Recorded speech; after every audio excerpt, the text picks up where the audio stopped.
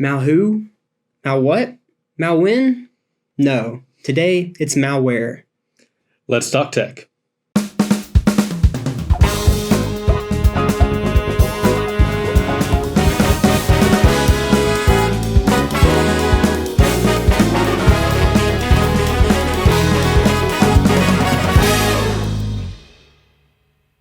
Welcome to News.exe, the best technology-centric news show on the Burk IT YouTube channel, guaranteed. I'm Noah Parker. And I'm Michael Trotter-Lawson. This week we discuss malware, the dangerous software that wants to ruin your life and take all of your money. But first, it's time for notable news you need to know.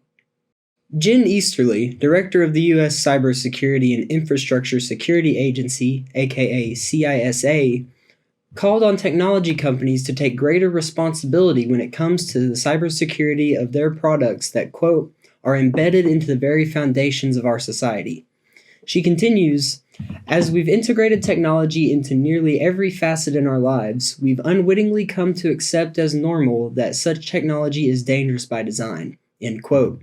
CISA's upcoming national cybersecurity strategy is widely expected to demand greater investments in security from industries that prop up sectors such as energy, water, and healthcare, as the technology that underlines critical services are plagued with vulnerabilities and are difficult to manage due to the need for constant uptime that limits patching.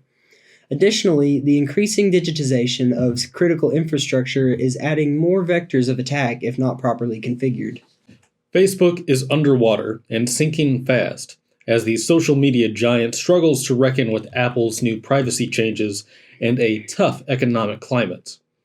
Despite still being the most ubiquitous social network, Facebook's revenue is rapidly drying up, and people are jumping ship. Meta recently announced it was testing subscriptions, with users asked to pay for extra support when using the social network and its sister site, Instagram. Some users clearly saw this as the beginning of the end, with Google Trends data showing that searches for deactivate Facebook increased by 1,566% following Meta's announcement, while deactivate Instagram searches are up by 2,400%. If you or anyone you know also intend to drop Facebook or Instagram, it's worth knowing that it is best to totally delete your account, else Meta can continue to use and in some cases collect your data. Of course, anyone can still acquire most of your info just on Google, and anything else is floating around in the dark web, but it's the principle of the matter. Hundreds of books are being published to Amazon with ChatGPT listed as a co-author, and many worry that without more transparency, this technology could put a lot of authors out of work by flooding the market with low-quality books. YouTube, TikTok, and Reddit now host hundreds of tutorials demonstrating how to make a book in just a few hours. Potential subjects include get-rich-quick schemes, dieting advice, software coding tips, and recipes. Ghostwriting by humans has a long tradition, but the ability to automate through AI could turn book writing from a craft into a commodity. Currently, Amazon does not require that writers disclose if ChatGPT or another AI text generator was used, and when asked for comment by Reuters, Amazon did not address whether it had plans to change or review its Kindle store policies around authors' use of AI or other automated writing tools. In the latest in Only in America news, Ford has applied for a patent for a system that could remotely repossess its vehicles. Entitled Systems and Methods to Repossess a Vehicle, the document outlines a process of systematically making cars more and more difficult and inconvenient to use following missed payments, culminating in a self-repossession by the vehicle, where the car either positions itself to be more easily picked up by the bank, or if the lending institution considers the quote-unquote financial viability of executing a repossession procedure to be unjustifiable, the vehicle could just drive itself to the junkyard. Ford has not announced plans to implement such a system, and automation is not yet complex enough for the car manufacturer to do this anyway, but the implications of such a system certainly seem quite dystopian. But here in America, dystopia is A-OK as long as it's the private companies who are doing it. Guess you could call that forward thinking.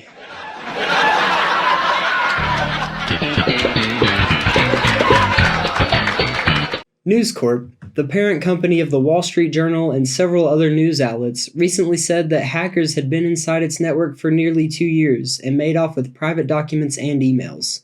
The company first disclosed the breach in February 2022 in a filing with the Securities and Exchange Commission, as well as an article in the Wall Street Journal. The company said at the time that it discovered quote-unquote persistent cyber attack activity a month earlier in a third-party cloud service it used.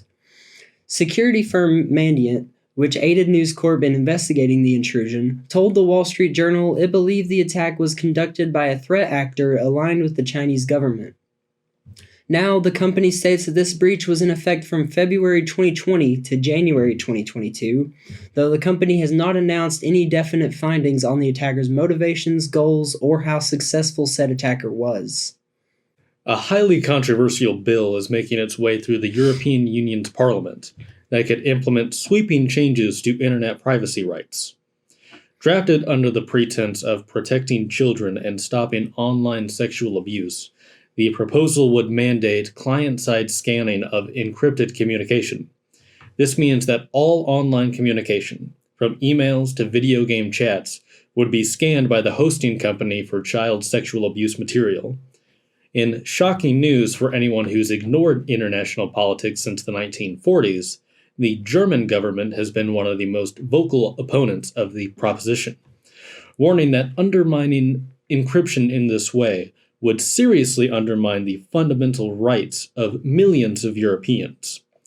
Felix Reda of the Society for Civil Liberties said, quote, "The damage to everyone's privacy would be immense." He added that warrantless surveillance violates the essence of the right to privacy and thus cannot be justified by any fundamental rights balancing. That's all for today's notable news you need to know, which means it's almost time for our main story. But first, this.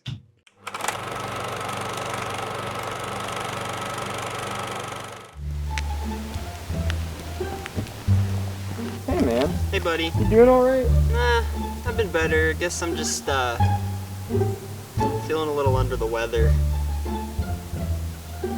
And yeah, that's why I really believe that every single one of us has a dinosaur deep down inside that's trying to get out. You alright? You wanna hear a joke? Okay, so how come you never see elephants hiding in trees? Hey, hello? It's because they're really good at it. You get it? Because they're in the trees, you just don't see them because they're really good. It's funny.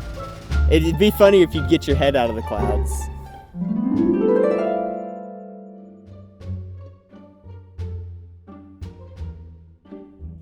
Man, you know what's really been irking me? What? Adobe. Oh my gosh, don't even get me started. Dude, why don't they just make all the controls and all their programs the exact same? Yeah, it's like you want to do one thing and you gotta learn 50 different ways to do it for each program. Yeah, It's for the real. worst. But can we talk about the elephant in the room? What elephant?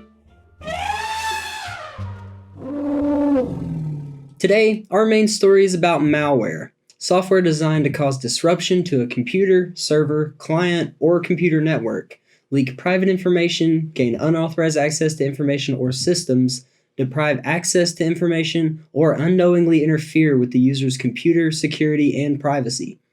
Malware is the primary tool of threat actors today, and there are a wide range of varieties, including computer viruses, worms, Trojan horses, ransomware, spyware, adware, rogue software, and more.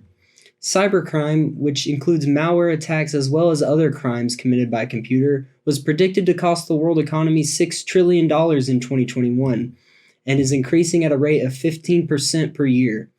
The defense strategies against malware differ according to the type of malware, but Windex seems to work pretty well on Windows. However, most can be thwarted by installing antivirus software, firewalls, applying regular patches to reduce zero-day attacks, securing networks from intrusion, having regular backups, and isolating infected systems, though malware is also being designed to evade antivirus software detection algorithms. Malware has existed for even longer than the internet, with American computer scientist Fred Cohen writing his 1987 doctoral dissertation on the subject of computer viruses. The combination of cryptographic technology as part of the payload of the virus, exploiting it for attack purposes, originated in the mid-1990s and includes initial ransomware and evasion ideas. Early malware attacks were executed with infected floppy disks, or the physical version of the save icon for anyone watching that's younger than me. Though once email became widespread, it swiftly became the tool of choice for cybercriminals. The 2018 Data Breach Investigations Report, or DBIR, by Verizon, states that emails are by far the favorite method of malware delivery, accounting for 96% of malware delivery around the world. Many early infectious programs, including the very first internet worm, were written as experiments or pranks, but now malware is used with much more malicious intentions. These days, profit is the primary motive behind cyber attacks, though more and more governments are using state-sponsored cybercrime to spy on and undermine enemy nations. Still, the 2022 DBIR states that 90 to 96% of such crime is financially motivated. With the rise of modern broadband internet access, undermining an individual, a company, or even a country has never been easier. Since nearly everyone depends on computers that are almost always online, this means that there is tremendous value in disrupting these systems, since those involved will pay exorbitant sums to get up and running again. With modern malware becoming more and more complex and capable, the cybercriminals who use these programs are getting harder to catch, and many people are seeing cybercrime as a swift, easy path to massive profit. One favorite tool of these threat actors today is ransomware.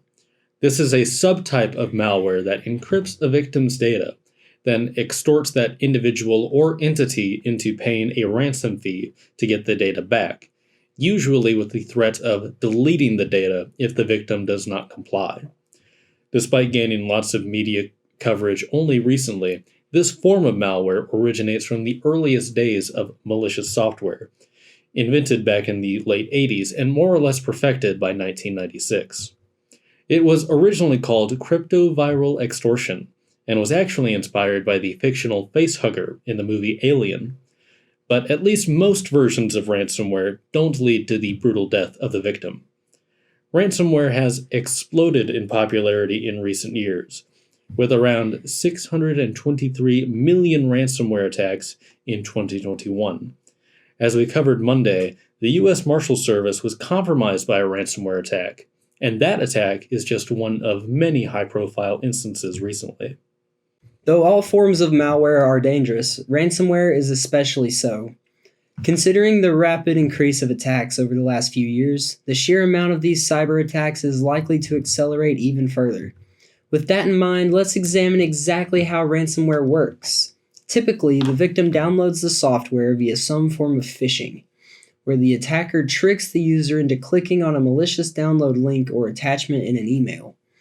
Ransomware can also be installed by the attacker themselves by exploiting some other vulnerability in the user's computer or network. Once the program is running, the victim will often see a page falsely claiming that their device has been locked down by a law enforcement agency because of illegal content or activities on said device. This is most common for individuals the attacker is hoping to get a smaller ransom from, an amount that could plausibly be a fine for illegal activity that the victim would rather pay than risk further trouble. Despite the common conception that ransomware works by encrypting the victim's data, simpler programs will just lock or restrict the system until payment is made, typically by setting the Windows shell to itself, or even modifying the master boot record and or partition table to prevent the operating system from booting until it is repaired. And if that sounded like gibberish to you, that's exactly what these cybercriminals are counting on. Whether the data is encrypted or not, it's important to note that the attacker will almost certainly return the data or unlock the system after payment is made. These cybercriminals want it to be known that paying the ransom works, else the victim will believe it's hopeless and never pay. Assuming the victim does pay the attacker, usually using cryptocurrency or another shady form of payment, said attacker gives the victim a key that will return their data to them, though this key will only work once, and it only works for this one victim. We could delve into the varieties and details of malware for many hours and not even come close to explaining everything there was to know about the topic. However, the most important thing you should take from this story is how to prevent malware from affecting your systems. No strategy is ever going to be totally foolproof, but there are a few steps you can take to make your systems significantly more secure. For starters, simply keeping all your personal devices up to date will go a long way towards keeping your system safe. That is the bare minimum. For more comprehensive protection, invest in security software programs like antivirus and firewalls. There are decent free solutions for individual home users that are much better than nothing as well. Businesses should consider more mature solutions such as EDR or endpoint detection and response, MDR or managed detection and response, and or XDR or advanced detection and response. These are platforms that are not dependent on virus signatures or other legacy controls. Businesses should also train their employees on avoiding suspicious links and other phishing strategies, and everyone should use different, strong passwords for all their accounts online, business and personal. In preparation for the worst-case scenario, regular backups for important data will prevent cyber attacks from crippling you if you cannot avoid one. Malware is a persistent threat that can have serious consequences for individuals, organizations, and even nations. Ransomware especially has proven to be a serious threat, with new attacks happening roughly 20 times a second. However, taking a proactive approach to cybersecurity and implementing best practices to prevent, detect, and respond to malware attacks, we can minimize the risk of compromise and protect our valuable data and systems. Remember to stay vigilant, keep your devices and security software up to date, and educate yourself and your employees about the latest threats and attack vectors. With these measures in place, we can ensure a safer and more secure digital future. And if you need help recovering from a cyber attack, as always, feel free to give us a call at 423-578-8000. Just because it's a shameless plug doesn't make it any worse advice. That's our show today. Come back in 2 weeks to keep updated on the most vital technology news, and consider checking out our blog and newsletter at burkitc.com. Thanks for watching. If you enjoyed the video, consider leaving a like, and if you really enjoyed it, subscribe for more.